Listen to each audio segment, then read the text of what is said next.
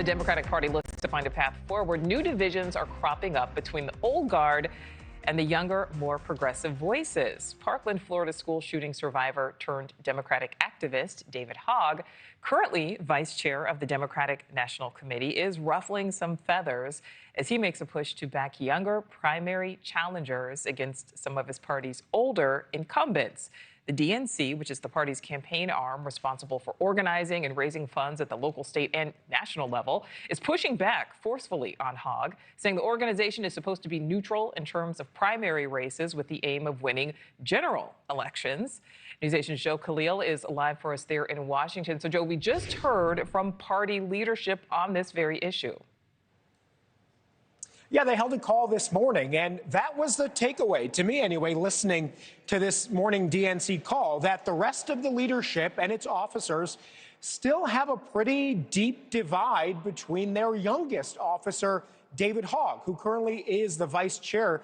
And it was a bit of an ultimatum that we heard from the chairman, Ken Martin, who basically said David's got a choice to make, either get with the guidelines of the DNC or potentially choose something else. He didn't say those words explicitly, but he did say David has a choice. Now, this is the background here. If you're not familiar with David Hogg, he's a younger member, as we mentioned, of the DNC. He rose to fame actually after the Parkland shooting. He was a survivor, went to the high school, and then he became a Democratic activist, and for a long time has championed getting younger Democrats elected to Congress and pushing people to run for elected office.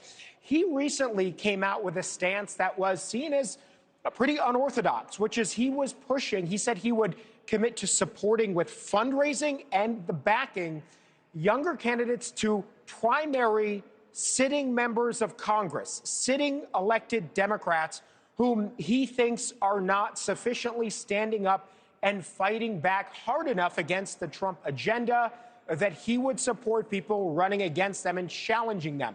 And now, again, I should mention, this has nothing to do with age, according to Hogg. He says there are older members and younger members whom he would target and support challengers to if, again, they were in safe seats and he didn't see that they were sufficiently pushing back.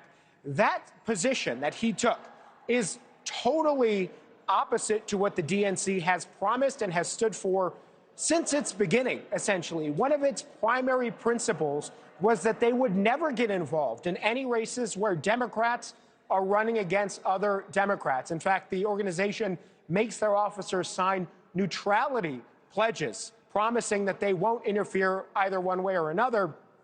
Hogg refused to sign that pledge, and he has stood firm in his beliefs. So in response to that position, this is what the chairman, Ken Martin, said this morning. As I've said to him, if you want to challenge incumbents, you're more than free to do that, but just not as an officer of the DNC, because our job is to be neutral arbiters. We can't be both the referee and also the player at the same time. You have to make a decision. You have to make a decision there from Chairman Ken Martin. Now, the reason that this is important, Nichole, why we're talking about this, it's not just the DNC inner feuding or fighting or anything like that.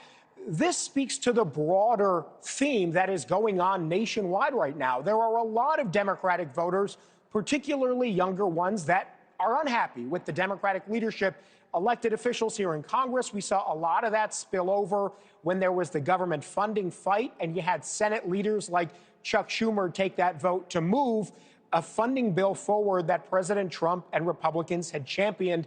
So a lot of those calls are playing out with voters. You are now seeing that same debate happen within the DNC itself. It is important because that kind of divide is going to have repercussions for the Democratic Party writ large. And again, it's spilling out in a very public way here this morning. Yeah, it certainly is. All right, Joe Khalil live there in D.C. Thank you. Thank you for watching. Subscribe below and download our NewsNation app right now on your phone, and you will get fact-based, unbiased news for all Americans.